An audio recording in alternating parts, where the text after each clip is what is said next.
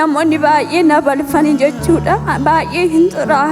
Isayyuu guyyaa guyyaatti yoon shaaworii fudhadhe malee foolii qaba baay'ee xiraa. Kanarra darbee beekaa garatti ciisuun qabu gisee obboloonni koo na biraa rafan ani taa'een nan boo'a. Madaasaa keessaa na nyaata. Yoo nooquu hin hiiga akkasitti na guba.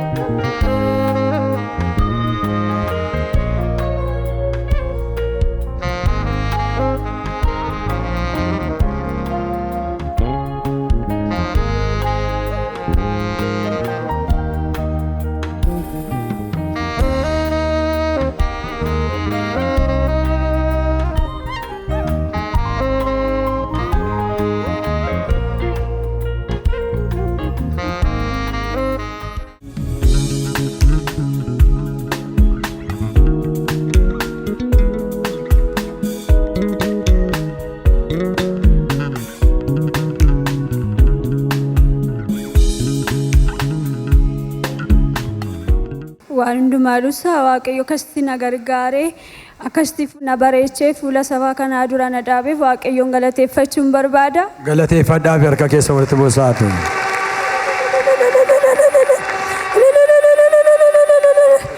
Ani maqaan koo Taarikee Seefuun jedhama. Kanan irraa dhufee magaalaa Baakoo ganda Duwwaa Lamaa keessaan dhufe.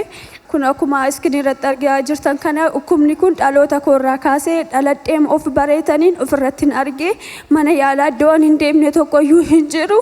Hospitaala Naqamtee kanaas dhufee raajii ka'een gogaa kee fi foon kee gidduu raamootu jira naan jedhaniitu shoroobii fi qoricha liqimsamu na laatanii ture. Qorichichis waan tokko naaf gochuu hin dandeenye. Faranjoota birallee deemee yaalameen ture. Achitti immoo waan tokkoyyuu argamuu hin dandeenye. Dhaloota rokoorraa qabeedhaan akkasuma ta'e achiin gaafa dhufe sanayyuu makiinaa keessa yoon taa'u akkasitti garatti yoon akkasittiin taa'e wayyaa koo qabata yoon ciisu wayyaa koo qabata akkasitti otoon adagaa koo. Rakkoo kanarraa kan kee mana barumsaallee hojiillee akkam ture? Mana barumsaallee waggaa lamaan dhiisee hiriyoota sababa dhibee kanaaf hiriyoota koo bukkee dhaabbachuullee baay'een saalfadha. Foolii qabaa hin jiraa namni illee ol seenee na gaafachuu beekaan saalfatu jechuudha. Makiinaa san gaafan ittiin dhufeeyyuu namoonni baay'ee na balfanii jechuudha. Baay'ee hin jiraa. Isayyuu guyyaa guyyaatti yoon shaaworii fudhadhe malee foolii qaba baay'ee jiraa. Kanarra darbee beekaa garatti ciisuun qabu gisee obboloonni koo na biraa rafan ani taa'een nan boo'a. Madaasaa keessaa na nyaata. Yoo nooquu hin hiiga akkasitti na guba.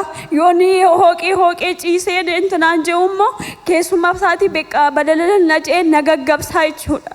Akkasii otoo rakkadhuuti gara waldaa araaraa kanaan dhufe. Gaafa facaasaa sagantaan isaatii 10 booda jira ture. Achiin kadhannicha ufee hirmaadheen afurri zarmaan zarii kan sirakkisaa ture waaqayyo har'a sinirraa cabsa jedhameetu gaaficha lallabame ture.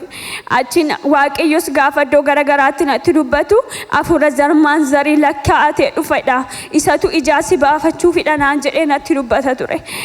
Achiin ufee nanoo gaafa roobichaa fuulduratti ba'een namni waaqayyo raajinaa kadhatanii zayitii araaraa naa godhanii roobii galgala harrafeen beenne roobii galgala lafeen bulee beeka akkam barbaadetti gagalagalee rafeen bulee dhanni koo madaan sunillee wal qabatee qoorutti ka'e innani asii achi rakkachaa dhufe asii achi gaafan galu makiinaa keessallee akkam barbaadetti taa'ee toonan dhukkubiin hin gale madaan isaallee naa qoore kanaaf waaqayyoon naa galateeffadha.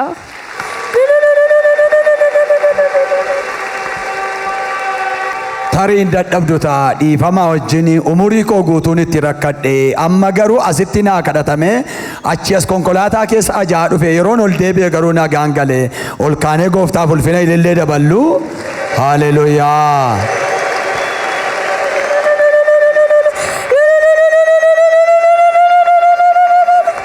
Ulfaadhaa waaqayyo sinaa kabaju ulfina gooftaa immoo caalchisaa yeroo mateessan ulfeessaa galateeffadhaa. Obboloota koo as keessatti na gargaaranii otoo nan balfiin madaa koo otoon balfiin as keessatti na gargaaranii bakka naa laatanii na keessumsiisaniin illee waaqayyo isaaniin haa eebbisuun jedha. Abbaa keenya raajii faallee waaqayyo isaan haa eebbisu baraaf jireenya isaanii haa eebbisu maatii isaaniillee haa eebbisu umurii isaaniillee nuuf dheeressu jechuun barbaada.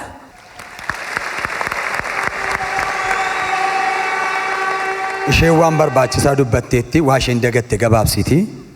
Obboleettiin koo waan hundumaa dubbatteetti garuu wanti isheen dagatte jedhee yaadu maatiin baay'ee kubsachiisaa turanii maatii biratti gaafa garmalee jabaatu hukumni ishee suni mana barumsaa sababa isheen dhiifteef na biratti immoo barattuu laata jedheen achii gadi fudhadhee bukkeetti ijoolleenis madaa isheen beekan waan ta'eef gara mana barumsaa sana biraan gashi. Gaafaan mana barumsaa sana biraa gashullee itti siqeenya ijoolleen madaa ishee arguu jalqaban. Oksitee gaafa isheen mana barumsaa dhaqxullee madaa ishee arganii ijoolleen gaafa ishee baqate ani hin deemu bakka ayyaantu mana barumsaa naaf barachuun naaf hin ta'u. Ijoolleen gwaddanyaan koo tokko natti siqtee kaate gaafa madaa kanan irratti argitu na baqatte ani hin deemu jettee mana barumsaa siniiste sababa ni maatii biraa fuudheef haa barattuudha madichumti okatee hamma yaalamtu yaalamaa maa barattu jedheeni barumsa ishee siniiste amma garuu nama fayyaa taate waaqayyoo faa galatu gizee madaan sunitti koo gizee fooqtu baqa nagaan laattu hin boossi nuun immoo ishee wajjiniin hin jeeqamna ture gaafa isheen boossu. Amma garuu fayyaa isheeti waaqayyo lafa kanatti ishee gargaare kanaaf waaqayyoon nu galateeffadhaan jedha. Godhaa ulfina gooftaadhaaf ilillee dabalaa. Egaa maal jenna ree araarri gooftaan lafa kanatti hojjetu humnaa ol hin dubbatamu. Gooftaaf ulfina ilillee dabalaa.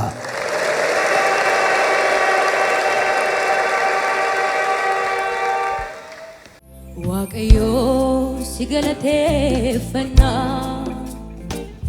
Waaqayyo si galateeffanna Waaqayyo si galateeffanna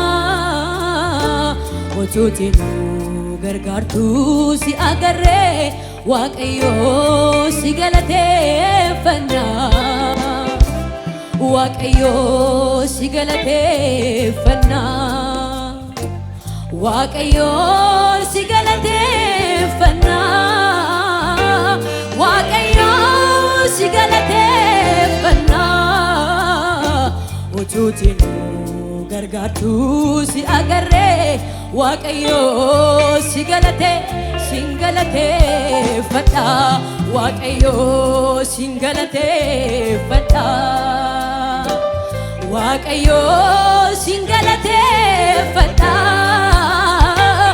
Waaqayyo si galateeffadha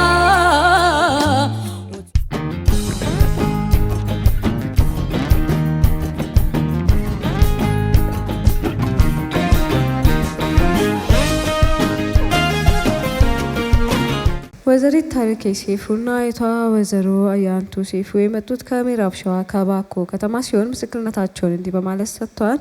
ከፊቴ የቀረ ሁሉም ቦታ ሽፍ ብሎብኝ ቆሳስሎኝ ነበር። ያ ቁስልም ደግሞ ሲታይብኝ ሕፃንነቴ ስለነበረ በሕፃንነቴ ስለታየብኝም ደግሞ የተለያየ ሐኪም ቤቶች ቤተሰቦቼ ወስዶኝ እዛው ሕክምና እየተደረገልኝ ነበር። እዛም ምንም መፍትሄ ስላላገኘ ወደ ነቀምቴ ሆስፒታልም ወሰዱኝና እዚሁ ነቀምቴ ሆስፒታልም መጥቼ ሕክምና ተደርጎልኛል። እነሱም ደግሞ ካዩኝ በኋላ አንቺ ቆዳሽና ስጋሽ መሀል ትል ነው ያለውና ይህ ትል ነው ወደ ወዲህ እየተንቀሳቀሰ የሚበላሽ እንዲሁም ደግሞ ይህን ቁስል ያመጣብሽ በማለት ያ ሕክምና ተደርጎልኝ ነበር። የሕክምና ቢደረግልኝም ግን ምንም መፍትሄ አላገኘሁም። ያ ይቆስላል፣ ይደማል። እንዲሁም ደግሞ ያ ቁስል እንኳን የሚያዩን ሽታ ስላለው ሰው ጋር መቀመጥ እንኳን ይሸማቀቃለሁ። መኪና ውስጥ ሲቀመጥ እንኳን ያ ሽታ ሰውን ስለሚያስቸግር በጣም ያሸማቀቀኝ ነበር። ትምህርት ቤት እንኳን ትቼ ገብቼ ነበር እንዲሁ እየኖርኩኝ ያለ። እኛ አካባቢም ደግሞ ነጮች መጡና ሕክምና ሊያደርጉ ሲመጡ እነሱ ነጮች ጋር ርምጄ አይቶኝ ነበር። እነሱም ደግሞ ይሄ ፈንገስ ነው ምንም ሊሆን አይችልም በማለትም ተነግሮኝ ነበር። ግን ምንም ሕክምና አልተደረገልኝም። በዚሁ እኔ እየተሰቃየሁኝ ነበር። ይሄም ደግሞ ከህፃንነቴ ጀምሮ ፊቴ አካባቢ ላይ ነው እንጂ የሌለው ሙሉ ሰውነቴ ወሮ ቆሳስሎ ነበር። ይህም እየተመላለሰ በተደጋጋሚ እኔ ላይ ይታያል። ይህም እያደገ መጣና በመጨረሻም ደግሞ ትምህርቴን አቋርጬ እኔ ቤት እየተቀመጥኩ ያለሁኝ በመጨረሻ ወደዚህ ወደ አራራ ዋቀዮ አዱኛ ቤተክርስቲያን መጣሁኝ። እዚህ ስመጣ መኪና ውስጥ ተቀምጬ ስመጣ እንኳን ሽታ ነበረው ያስቸግረኝ ነበር። ራሴን ችዬ እንኳን መቀመጥ አልችልም ነበር። እዚህ መጥቼ ከተጸለየልኝ በኋላ ግን እኔ ራሴን ችዬ መኪና ውስጥ መቀመጥ እንኳን ቻልኩኝ። ያ ቁስል መድረቅ ጀመረ። ከዚህ ከገባሁኝ በኋላ ሙሉ በሙሉ ያ ቁስል ደረቀ። እኔን አያቃጥለኝም፣ ምንም ነገር አያደርገኝም። ያ ቁስልም ከኔ ላይ ሙሉ በሙሉ ተራገፈ። ከዚህም በፊት እኔ እህቶቼ ወንድሞቼ ከቤት ሲተኙ እንኳን እንቅልፍ አይወስደኝም፣ እያለቀስኩ ነው የሚያድረው። ምክንያቱም በጣም ያቃጥለኛል። ያ ቁስልም ደግሞ ያሸማቀቀኝ ወይ ደግሞ ሽታም ስለነበረው ቁስልም ሙሉ ሰውነቴ ላይ ስለታየ እኔ ኩዮቼ ተርታ እንኳን መማር ስላልቻልኩኝ በጣም አዝን ነበር። ከዚህ ስገባ ግን ያ ቁስል ሙሉ በሙሉ ተራግፎ እኔም ሙሉ በሙሉ ድኜ ዛሬ ፊታቸው ቆሜ እያመሰገንኩ ነው። እግዚአብሔር ሙሉ በሙሉ አድኖኛል በማለት እያመሰገነች መስክራለች። እንዲሁ እኔ ወደዚህ ወደ አራራ ዋቀዮ አዱኛ ቤተክርስቲያን ስመጣ አገልጋዮች ረዱኝ፣ ቁስሌን ሳይጸየፉ እነሱም ቦታ እንዲያገኝ ሁሉም ነገር ረድቶኝ ጸሎት ተርታ እንኳን አገኘሁኝ። እንዲሁ ደግሞ እግዚአብሔር ሰው ነብይ መሰረት ታየ ጸለዩልኝ። እግዚአብሔር እድሜና ጤና ይስጣቸው፣ እግዚአብሔር ባርካቸው በማለትም ያመሰገነች መስክራለች። ኤቷ ወዘሮ አያንቱ ሴፉም ደግሞ ዛኔቴ በጣም በጠና ታማ ነበር። ይህም ደግሞ ከቤተሰቦቼ ብዙ ጊዜ ከሷ ጋር ተሰቃይቷል። ከህፃንነቷ ጀምሮ ይሄ በሽታ ስለታየባት ይህም ደግሞ እያደገባት ስለመጣ እሷ ትምህርት እንኳን አቋርጣ ስለነበረ ልጆች ስለሚሸሿት እሷ ይህንን ትምህርት ስታቋርጥ እኔ ደግሞ እኔ ጋር መታ ትማር እንዲሁ ደብቃ ትማራለች በማለት ወደ ራሴ ወሰድኳት። ወደ ራሴ ስወስዳትም ደግሞ አንድ ጓደኛ እኮ ቀርባኝ ይህንን ቁስል ስታይብኝ እሷ አሸሸችኝ። እኔ ካሁን በኋላ ወደ ትምህርት ቤት አልሄድም በማለት ከትምህርት ቤት አሁንም ቀረች። እሷም በጣም ታዝናለች፣ እኛም ከሷ ጋር እናዝን ነበር። በመጨረሻ ወደዚህ ወደ አራራ ዋቀዮ አዱኛ ቤተክርስቲያን ይዣ ሲመጣ የእግዚአብሔር ሰው ነብይ መሰረት ታየ ጸለዩላት። ያ ቁስል ሙሉ በሙሉ ጠፋ። ያ ሽታም ከዛን ቀን ጀምሮ አልታየባትም። እግዚአብሔር አዲስ ቆዳ በቅሎላት ዛሬም በምስጋና ፊታችሁ እንድንቆም እግዚአብሔር ረዳን በማለት እያመሰገኑ መስክረዋል። እኛም ለዚህ ሁሉንም ማድረግ ለሚችል ኢየሱስ በጭብጨባና በእልልታ ክብር እንሰጣለን።